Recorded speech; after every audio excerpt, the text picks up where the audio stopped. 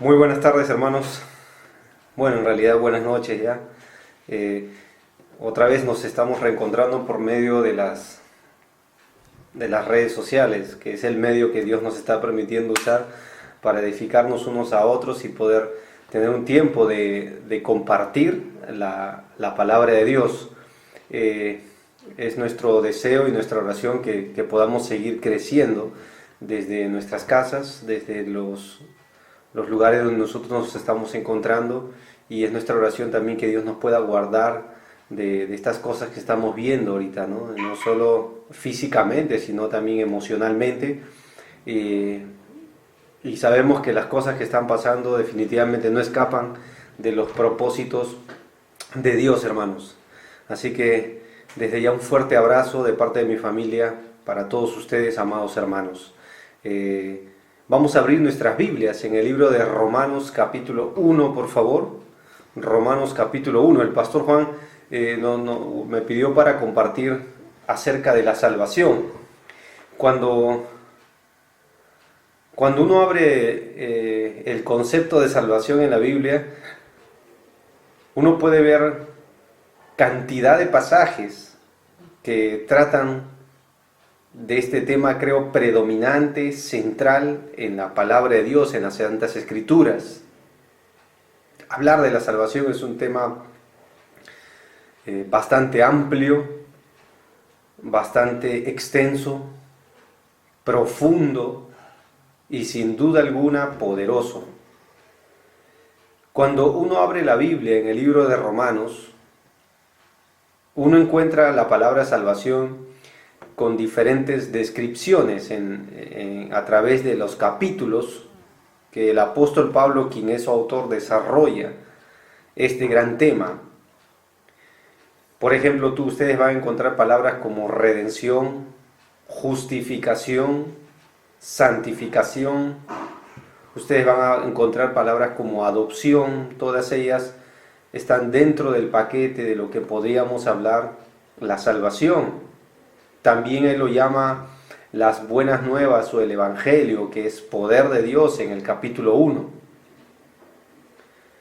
Pero en esta tarde ya para noche me gustaría comenzar dando lectura Romanos capítulo 1 desde el versículo 1 hasta el versículo 6, por favor, en sus Biblias. Así que si tienes abierta tu Biblia, mira conmigo Romanos 1, versículos del 1 al 6. Demos lectura. Dice así la palabra de Dios: Pablo, siervo de Jesucristo, llamado a ser apóstol, apartado para el evangelio. Ahí está uno de los indicativos para hablar de la salvación. El evangelio de Dios, que él había prometido antes por sus profetas. ¿Dónde lo prometió? Dice ahí, en las Santas Escrituras. ¿De qué trata la salvación, el evangelio? Acerca de su Hijo. ¿Quién es su Hijo? Nuestro Señor Jesucristo. ¿Quién era él? Del linaje de David, según la carne, que fue declarado Hijo de Dios con poder, según el Espíritu de santidad, por la resurrección de entre los muertos. Observa los últimos dos versículos: y por quienes recibimos la gracia y el apostolado para la obediencia a la fe en todas las naciones, por amor de su nombre, entre las cuales estáis también vosotros, llamados a ser ¿de quién? De Jesucristo. Oremos, hermanos. Señor, te damos gracias por nuestro Salvador, por la gracia, por la misericordia con que nos enviaste a Jesucristo para redimirnos, rescatarnos y comprar el precio de nuestra salvación. Gracias, Señor. En el nombre de Jesús. Amén. Muy hermanos, cuando uno lee el libro de Romanos, el primer solo versículo te dice quién es su autor. El autor es el apóstol Pablo, pero el apóstol Pablo no estaba en Roma. Él, en el capítulo 1 más adelante, y en el capítulo 15 va a hablar su deseo por ir a Roma. Él no fue el fundador de la iglesia aquí donde va dirigida esta carta a los romanos. Roma era la gran metrópolis, creo, donde todos deseaban ir. Era el mundo moderno de esos días, era el punto culminante, era la ciudad donde gobernaban, pues, y estaba el gran César, que era el gobernador, que era la máxima autoridad del imperio, que tenía todo su auge. Recuerda que cuando Jesucristo vino a este mundo, él gobernaba, o mejor dicho, los romanos estaban gobernando Jerusalén y otros lugares más, no solo Israel. Roma tuvo un gran auge en su imperio. Y cuando Pablo escribe esta carta, él escribe varias veces su deseo de ir y poder llegar a Roma y también compartirles el Evangelio, edificarlos en la fe a los ya creyentes.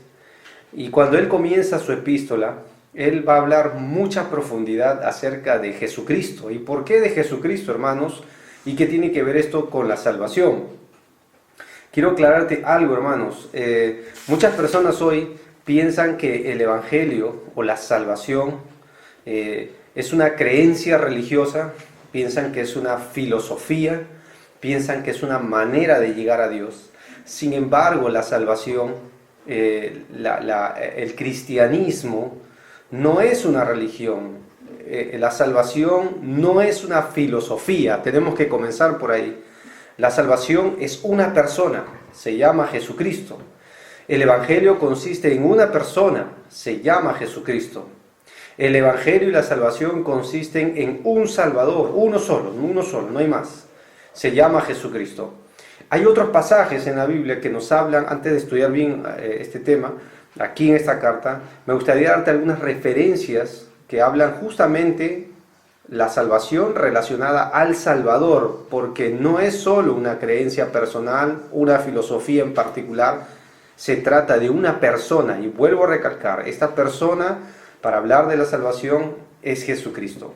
Por ejemplo, el libro de Hechos, capítulo 4, versículo 12, dice, y en ningún otro hay salvación, ahí está el texto, porque no hay otro nombre bajo el cielo dado a los hombres en que podamos ser salvos. La salvación tiene que ver con el Salvador, Jesucristo.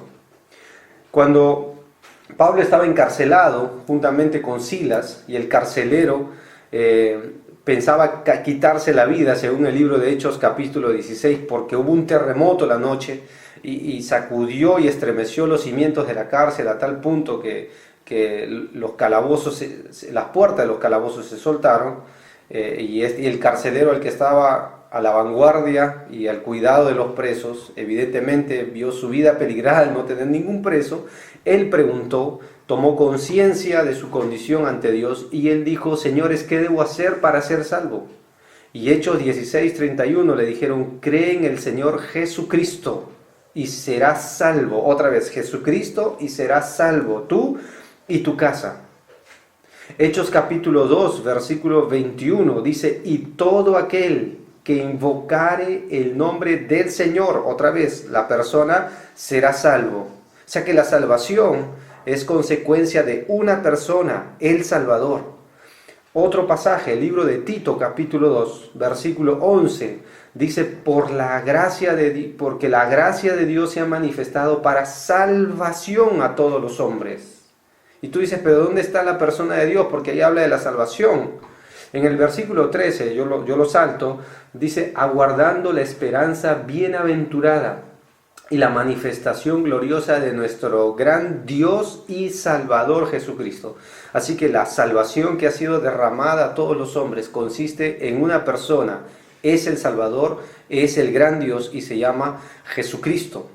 Así que con esto en mente vamos a ver algunos detalles en Romanos capítulo 1, qué es lo que Pablo expresa de Jesucristo. Otro detalle más, ya antes que me olvide, cuando tú ves que Juan el Bautista nace, Zacarías da un benedicto en Lucas capítulo 2, y él dice y él profetiza, él alaba en este capítulo 2 de Lucas a Jesucristo y a Dios Padre por haber enviado a alguien en particular para la nación de Israel. Te lo leo, Lucas 2, Versículo 68 dice: bendito el Señor Dios de Israel, que ha visitado y redimido a su pueblo, dice, y nos levantó un poderoso Salvador en la casa de David su siervo. Más adelante, en los siguientes versículos, él dice, para dar conocimiento de salvación a su pueblo. ¿Y en qué consiste la salvación? El mismo Lucas dice, para el perdón de sus pecados. Otra vez, la salvación no podemos exonerarla, no podemos apartarla, separarla de la persona del Salvador, Jesucristo. Así que, amada Iglesia La Roca, la salvación está hecha, puesta, solidificada, fundamentada, enraizada sus bases en la persona de Jesucristo, el Hijo de Dios. ¿Quién es Jesucristo según el libro de Romanos? Podríamos ampliar otros libros, pero según Romanos hay algunas referencias que yo he puesto por el tiempo, que te las voy a dictar. Es lo siguiente: el Señor Jesucristo, ya según Romanos 1, versículo 1 al 6. Versículo 1 dice, Pablo, siervo de Jesucristo. No dice siervo de aquel que murió nada más, sino que Jesucristo está ya hablando de que Él venció la muerte. Dice, llamado a ser apóstol, apartado para el Evangelio de Dios. Está hablando acá de las buenas noticias.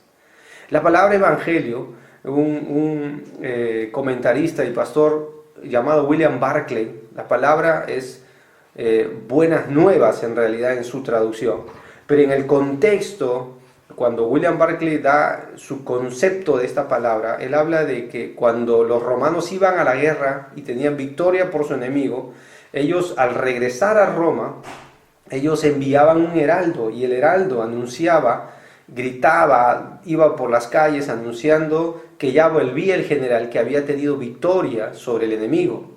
Y creo yo que este concepto de la palabra encaja bien en su contexto, porque primero va dirigido a los romanos en esta carta, y dos, porque el romano sabía bien qué significaban buenas noticias, y en su concepto militar nosotros trasladamos eso al concepto de la palabra de Dios, que es la victoria de nuestro general, el Señor Jesucristo, quien venció el pecado, venció la muerte, venció al postrer enemigo que es el diablo, y nos manda a nosotros a ser sus heraldos y le comunicamos al mundo que Él volverá. Es lo mismo en realidad. Versículo 2. ¿Qué es el Evangelio? ¿Quién es Jesucristo? ¿Qué es la persona máxima de la salvación? Nuestro Salvador, según descrita en los versículos 2 en adelante. Versículo 2. Que Él había prometido antes por sus profetas en las santas Escrituras. Jesucristo, hermano, dice acá, fue prometido, el Salvador, la salvación, el Evangelio, las buenas noticias, fue prometida, pero acá dice antes. ¿Por quiénes fue prometido? Por sus santos profetas. ¿Dónde fue prometido y declarado acá? Según las santas Escrituras. Yo he oído decir a personas que te dicen, hermano, yo solo soy creyente del Nuevo Testamento, porque en el Antiguo Testamento no se habla de la salvación. Hay un tremendo error al creer esa filosofía, al creer esa postura, porque la salvación es declarada en las Santas Escrituras desde el Antiguo Testamento. Es más, si tú lees el libro de Hechos, cuando ellos compartían el Evangelio, la salvación por las casas, demostraban por las Escrituras que Jesús era el Cristo. Apolos predicaba fervorosamente, por ejemplo, en Hechos 18, demostrando por las Escrituras que Jesús era el Cristo. Ahora, cuando uno ve qué era la Escritura en esos tiempos, no era el Nuevo Testamento. El Nuevo Testamento recién iba a ser escrito. Era el Antiguo Testamento. Jesucristo fue prometido en el Antiguo Testamento. Y hay cantidad de pasajes que la salvación, Dios nos dio como una esperanza, la dio para su nación y a través de su nación llegó a nosotros. El Nuevo Testamento está contenido en el Antiguo y el Antiguo Testamento es explicado en el Nuevo Testamento. Por ejemplo, algunos pasajes que nos hablan de la salvación, el Salvador, el Evangelio. Por ejemplo, Primera de Pedro, capítulo 1, versículo 8 al 10. Pedro, buen judío, dice así: obteniendo el fin de vuestra fe, que es la salvación de vuestras almas, dice, que los profetas que profetizaron de la gracia destinada a vosotros, inquirieron diligentemente, indagaron acerca de esta salvación. O sea, los profetas del Antiguo Testamento inquirieron, investigaron, escudriñaron, estudiaron a quién pertenecía esta salvación. Dice a qué persona y a qué tiempo indicaba el Espíritu de Cristo que estaba en ellos, el cual anunciaba de antemano los sufrimientos de Cristo y las glorias que vendrían tras ellos. A esto se les reveló, dice, no para sí mismos, sino para nosotros, administraban las cosas que ahora son anunciadas por los que os han predicado el Evangelio por el Espíritu Santo, cosas de las cuales anhelan mirar los ángeles, dice. ¿Quiénes lo estudiaron? Profetas del Antiguo Testamento, a quienes les llegó esa gran noticia, aunque no comprendía probablemente todo en su magnitud, a los profetas del Antiguo Testamento, que dice Romanos 1:2, la salvación fue prometida, el Salvador fue prometido en las Santas Escrituras desde la antigüedad. Otro pasaje, Lucas 2, o Lucas 24, ustedes recordarán cuando Jesucristo estaba ya resucitado, era el tercer día, y habían 2 discípulos que iban a la aldea de Maús rumbo a ese camino. Es un pasaje que es un poco intrigante porque Jesús aparece en medio de ellos yendo de camino y ellos ni siquiera pudieron identificarlo. Y Él les dijo lo siguiente, porque ellos platicaban y estaban tristes. Jesús, al detectar esto, Él les preguntó, Lucas 24, 25 al 27, dice, entonces Él les dijo, oh insensatos y tardos de corazón para creer todo lo que los profetas han dicho. ¿No era necesario que el Cristo padeciera estas cosas y que entrara en su gloria? Y observen lo que dice el versículo 27. Y comenzando desde Moisés y siguiendo por todos los profetas, les declaraba en todas las escrituras lo que de él decían. ¿Qué usó para volverles a compartir de la salvación?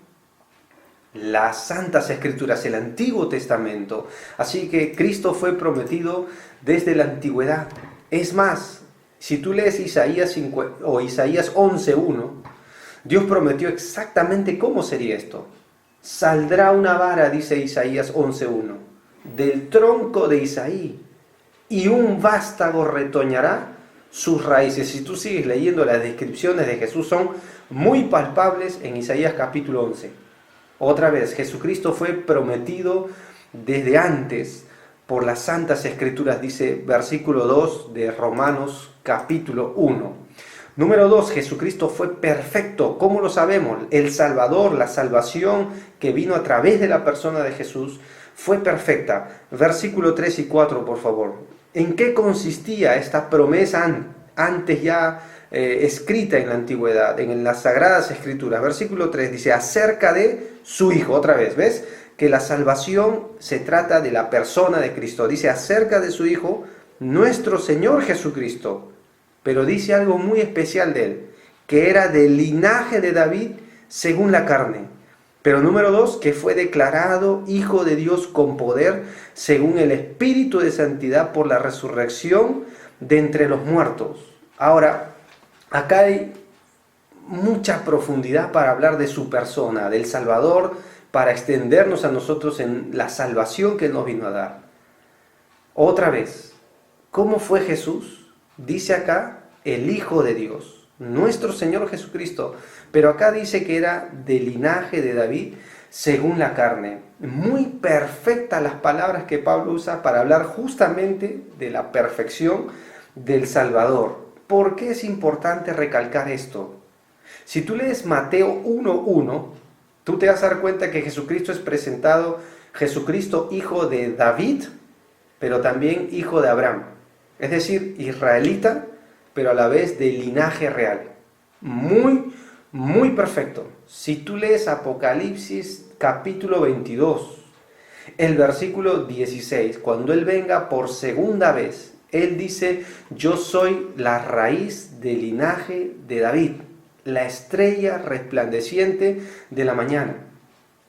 En estos pasajes y en estos 2 versículos acá, tú puedes ver 2 cosas de la perfección de Jesús, el Salvador, y por eso le confiamos nuestra salvación a Él.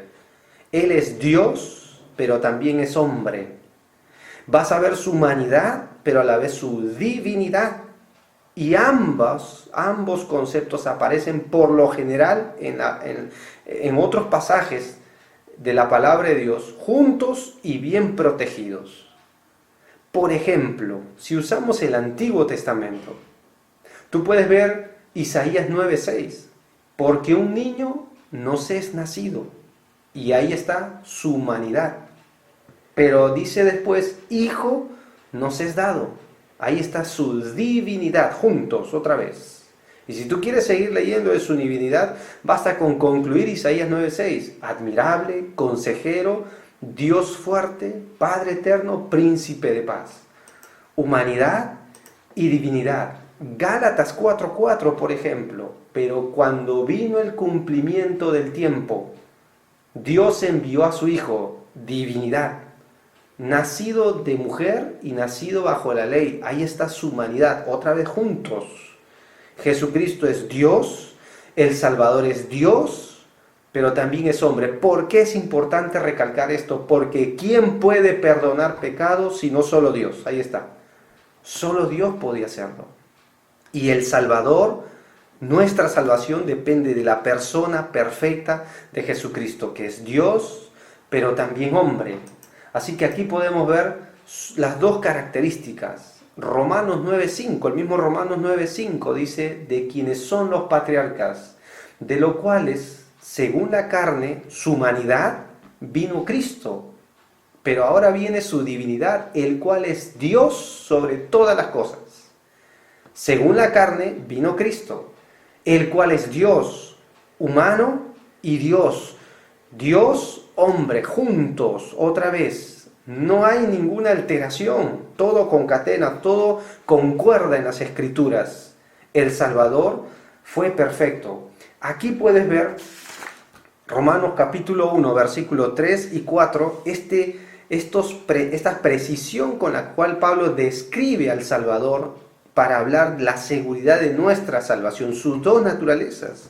Versículo 3, del linaje de David, ahí está su humanidad. Pero vas a ver, dice en el versículo 4, y que fue declarado Hijo de Dios, su divinidad. Tú vas a ver acá que, por ejemplo, dice, según la carne, versículo 3, eso es su humanidad, según como seres humanos, la carne. Pero versículo 4, tú vas a ver, dice, según el Espíritu de Santidad, y ahí está su divinidad, su deidad.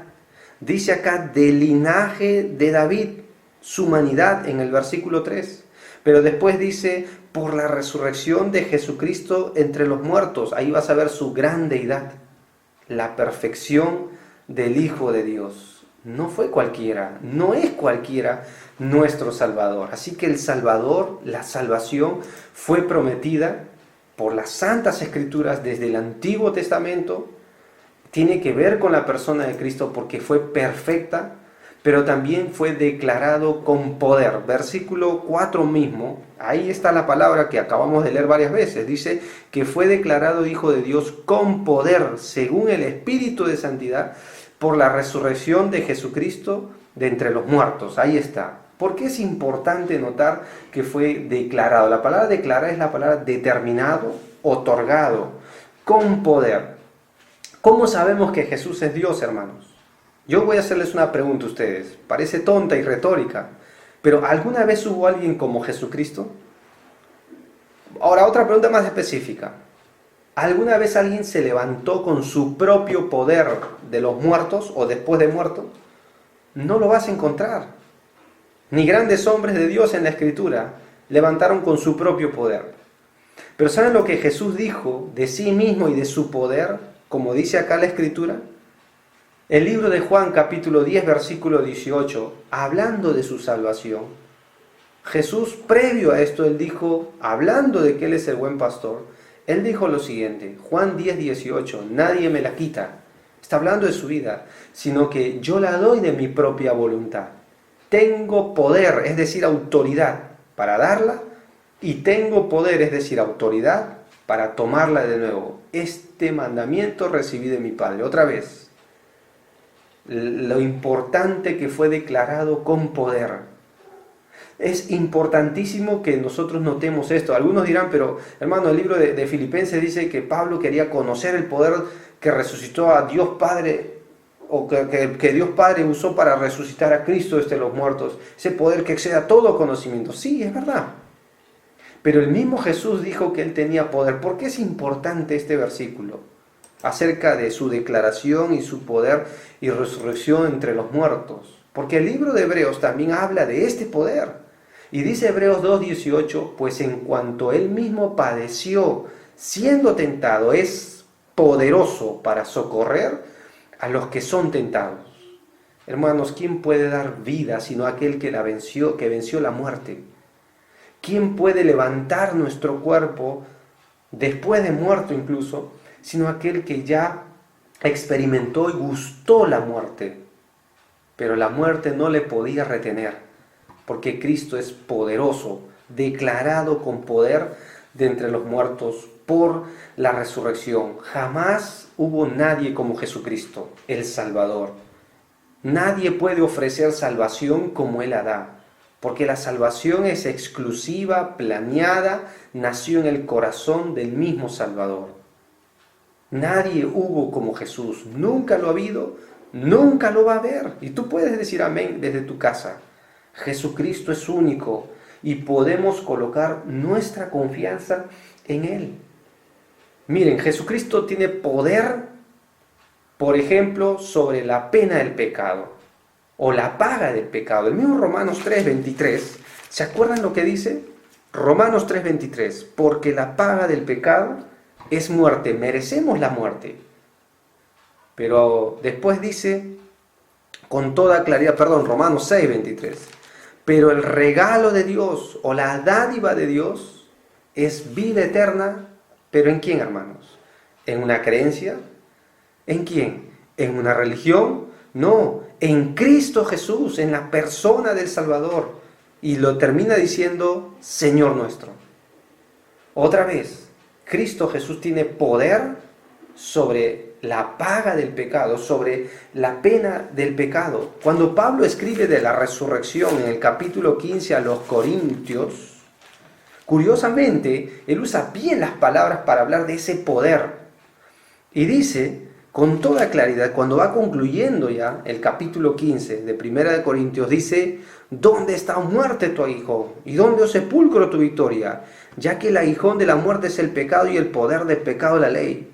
Pero ahí no acaba el pasaje, dice, más gracias sean dadas a Dios, que nos da la victoria por medio de nuestro Señor Jesucristo. Otra vez, la muerte tuvo solución y tiene solución en la persona de Jesucristo. Y esto es la salvación que Dios dio a todo aquel que en Él cree. Ahora, concluyamos esto. Miren el versículo 5 y 6. Por quienes recibimos la gracia, pero también dice algo más, el apostolado para la obediencia a la fe. ¿En dónde, hermanos? ¿Dónde se va a derramar y dónde se debería derramar esa salvación? A todas las naciones, por amor de su nombre, entre las cuales también vosotros, o estáis vosotros llamados a ser de Jesucristo, a pertenecerle. Creo que nadie mejor que usar su propio ejemplo, como el apóstol Pablo. Dice aquí, por quienes recibimos la gracia. ¿Saben cómo es la salvación? Es por gracia. ¿Saben en qué consiste el Salvador? Es por gracia. Te recuerdo algo, hermanos. Según 1 de Timoteo 1:15, Pablo dice que él recibe acá, en Romanos 1:5, la gracia. Pero según 1 de Timoteo 1:15, él dice que Jesucristo vino al mundo a salvar a los pecadores, de los cuales dice ahí, yo soy el primero. ¿Ustedes recuerdan quién era el apóstol Pablo? ¿Recuerdan que era su labor antes de conocer a Cristo? Es más, el día que él conoció a Jesús, ¿saben qué justamente iba a Damasco a hacer?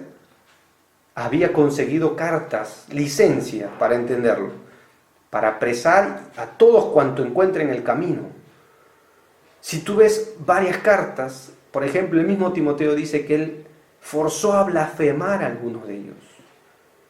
La Biblia dice que cuando hasta mataban al primer mártir de la iglesia, Esteban, él consintió en su muerte, estuvo de acuerdo, eso es lo que significa. La Biblia enseña que él representaba y respiraba amenazas, dice el libro de Hechos 8, contra la iglesia de Jesucristo. Los arrastraba, les daba literalmente muerte, a tal punto que cuando él queda ciego, Ananías no quería ir, según lo que vemos en Hechos 9, porque tenía miedo, había oído decir que este hombre era un peligro para los cristianos. ¿Cuántos de nosotros sabemos que Pablo por ningún lado reunía características, no era, por así decirlo, el candidato para ser el apóstol? Es más, él dice, yo ni siquiera soy digno de ser llamado apóstol. No era un buen candidato, hermanos. Pero él dice acá, por quienes recibimos la gracia y después el apostolado. Primero la gracia. Agustín de Hipona, un hombre antiguo, él dijo, cuando Dios derrama su gracia siempre lo hace en manos vacías. Y él dice así, si uno está lleno o tiene las manos de sí mismo, de sus propios logros, de sus propios éxitos, de su propia moral, no podrá recibir ningún ápice de la gracia de Dios. Es interesante ver lo que Pablo dice acá, porque este término él lo va a usar en todas sus cartas, la gracia de Dios. Siendo el primero de los pecadores, ¿cómo es la salvación? Esa gracia salvó a Pablo. ¿Saben desde cuándo? Antes incluso que naciera. Antes que el mundo existiera, Dios tenía destinado a Pablo. ¿Cómo lo sabemos? Gálatas 1:15, Dios Padre lo llamó. Pero cuanto agradó a Dios que me apartó desde el vientre de mi madre, me llamó por su gracia, dice Gálatas 1:15. ¿Quién lo llamó? Dios Padre. Cuando tú lees Hechos 9, justamente hablando con Ananías, el Señor Jesús le dice, el Señor le dijo, ve porque instrumento escogido me es este, para llevar mi nombre en presencia de los gentiles, de reyes y los hijos de Israel. Dios Hijo lo llamó, Dios Padre, Dios Hijo. Pero en Hechos 13, cuando Pablo ya ministraba con otros más en la iglesia en Antioquía, ministrando estos, dice Hechos 13, 2 y 3, al Señor y ayunando, dijo el Espíritu Santo, apartadme a Bernabé y a Saulo para la obra que los he llamado. Dios Padre, Dios Hijo, Dios Espíritu, la Trinidad, salvó y llamó al apóstol, al que no reunía ninguna condición para ser salvo. Al que no reunía, sino solo todo lo contrario para ser condenado. Hermanos, y Pablo en su segunda carta a los Corintios, él dice, ¿cómo es esto posible? Por la gracia de Dios, soy lo que soy. Qué importante es ver este tema de la salvación y el Salvador. Tal vez lo que voy a leer ahora te va a sorprender, hermano y hermana, y amigo que nos escuchas. ¿Por qué era necesario la salvación por medio del Salvador? ¿Saben cómo era nuestro pasado, el pasado de este hermano que te está compartiendo las Sagradas Escrituras? Según Efesios 2:1, estábamos muertos en nuestros delitos y pecados. Estábamos muertos. Pero hermano, yo estaba caminando, estaba con vida. Para Dios estábamos todos muertos. Ese era nuestro pasado. Tito 3:3 dice que éramos insensatos. Por favor, no se ofenden, ¿eh? Pero así éramos nosotros. Insensatos, rebeldes, extraviados, esclavos de concupiscencia y diversos deleites, viviendo en malicia, envidia, aborrecibles, aborreciéndonos unos a otros. Tito 3:3 lo dice. Colosenses 1:21, tal vez alguien que me escucha esto no le va a gustar, pero dice con claridad que en otro tiempo éramos extraños y enemigos, haciendo malas obras, y Él nos ha reconciliado. ¿Saben cómo éramos nosotros, usted que me está escuchando? Enemigos de Dios. Pero yo era una buena persona. Ante los ojos de unos u otros, tal vez podríamos calificarnos, pero ante los ojos de Dios éramos sus enemigos. Romanos 5:10, porque si siendo enemigos fuimos reconciliados con Dios por la muerte de su Hijo, dice, éramos sus enemigos. Efesios 2:12 al 13 dice, en otro tiempo estábamos sin Cristo, ajenos de los pactos de la promesa, sin esperanza y sin Dios en este mundo. Pero ahora en Cristo Jesús, nosotros que en otro tiempo estábamos lejos, habéis sido hechos cercanos por la sangre de Cristo. Podríamos decir por la salvación, por el Salvador que es Cristo Jesús. Pero algunos dirán, pero hermano, yo estaba con Dios, en mi mente yo lo tenía siempre, hasta yo le rezaba. ¿Quieres que sea bien honesto según lo que dicen estos versículos? Dios no podía tener ningún favor con usted ni conmigo, porque éramos impíos ante sus ojos. Y entonces, ¿cómo es que hemos sido salvados hoy declarado? Por la gracia de Dios. Pablo dice, solo por la gracia de Dios. Hermanos, tal vez este siga siendo un tiempo difícil. Tal vez esta semana levanten la cuarentena, por ahí se escucha decir. Tal vez la pandemia empiece a traer mucho más muertes de las que vemos, no lo sé. Pero quiero decirte algo. El plan de Dios nunca se pone en riesgo. ¿Saben por qué? Porque su salvación viene de Él. Y lo que seremos un día, y lo que hoy podemos vivir, que está solo por la gracia del Salvador, esa es la salvación. Algo que tú y yo no merecemos. ¿Qué es la gracia? El indico son las riquezas de Dios a costa de Cristo Jesús. La gracia nos dio identidad. Por la gracia de Dios soy lo que soy, dice 1 Corintios 15:10. Y su gracia no ha sido en vano para conmigo. Antes he trabajado más que todos ellos, pero no yo, sino la gracia de Dios conmigo. Si usted y yo no sabemos qué hacer, y a veces podemos entrar hasta un poco de miedo, de zozobra estos días. Hebreos 4:16, acércate confiadamente al trono de la gracia, amada iglesia. Podemos acercarnos continuamente, constantemente al trono, no de juicio, de la gracia de Dios, para hallar oportuno socorro, lo que necesitamos, alcanzar esa misericordia. Dios nos invita.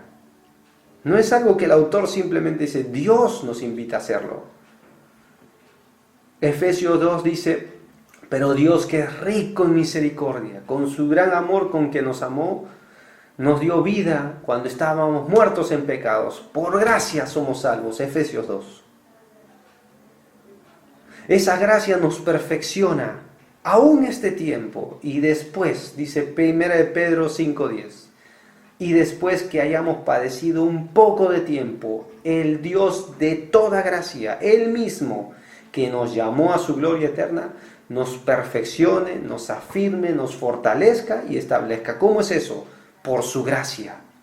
Su salvación no solo consistió en el momento que creímos, estamos en ese camino. Gloria a Dios por eso. Nada va a estorbar en su plan. Pero también esa gracia, esa salvación nos anima a esperar en su pronto regreso. 1 Pedro 1:13 dice, por esto dispónganse para actuar con inteligencia.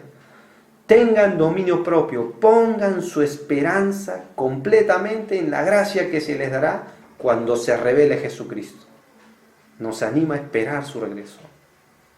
Les compartí a los jóvenes el día sábado, porque estos días estoy meditando, pensando un poco que el tiempo de aislamiento social en nuestra casa tal vez estorbe el llamado de Dios para servirle. Te voy a decir que no. Y no lo digo por una experiencia personal, por una autoridad que proviene de la palabra de Dios. El apóstol Pablo, los últimos días de su vida lo pasó encarcelado. Podríamos decir en cuarentena forzosa también. Y ahí en la prisión predicó el Evangelio. ¿Quiénes? A los soldados, a los pretorianos, y en Filipenses 1 dice, el pretorio saluda. La casa del César también llama en otra expresión. ¿Podía predicar el Evangelio aún estando limitado físicamente? Sí. Podía discipular y crecer. Fue allí donde Dios usó su vida en el Espíritu de Dios para escribir muchas de las cartas llamadas epístolas de la prisión. Y ahí va a aconsejar a Pablo y a Tito, los va a animar, los va a fortalecer va a cimentar más el Evangelio, la vida cristiana en sus vidas para hacerle frente al mundo que venía. Y allí en la prisión, él va a acabar su carrera. Y va a decir, he acabado la carrera.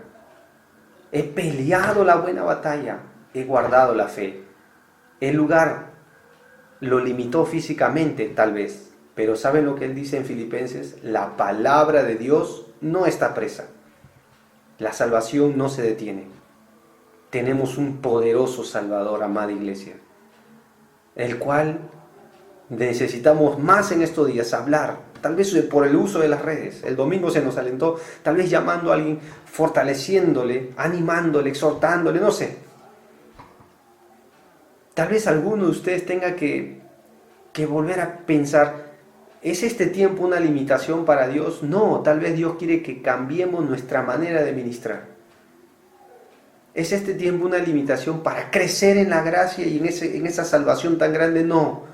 Dios ya sabía que esto pasaría. Y en su gracia y soberanía, esto estaba incluido, este paquete, para que nos perfeccione, nos afirme, fortalezca y establezca.